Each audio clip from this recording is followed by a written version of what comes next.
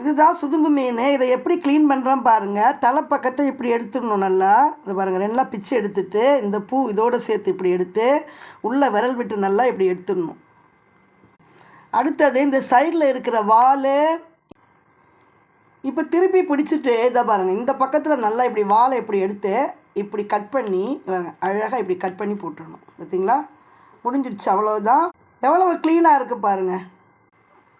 இதுதான் நெத்திலி மீன். இப்போ இதை நான் க்ளீன் பண்ணி காமிக்கிறேன். இங்கே பாருங்கள், இப்படி பிடிச்சிக்கோங்க. பிடிச்சிட்டு இதை பாருங்கள், இந்த இடத்துல வயிற்று பக்கத்தில் நல்லா அழுத்தி பிடிச்சிட்டு இதை பாருங்கள், இப்படி நல்லா எடுத்துடணும். எடுத்துகிட்டு வாலை கட் பண்ண வேண்டியது தான். ரொம்ப ஈஸியானது இது. திருப்பியும் காமிக்கிறேன். இந்த வால் பகுதி இருக்கு இல்லையா, இதில் நல்லா இப்படி அழுத்தி பிடிச்சிட்டு இப்படி எடுத்துடணும். இங்கே பாருங்கள், இப்படி எடுத்துகிட்டு வாலை இப்படி கட் பண்ணி எடுத்துட வேண்டியது தான். அடுத்தது முள் எடுக்கிறத காமிக்கிறேன். இப்படி நல்லா பிதுக்கிட்டு இதை பாருங்கள், இப்படி எடுத்துட வேண்டியது தான். வந்துச்சு பாருங்கள், முள் தனியாக மீன்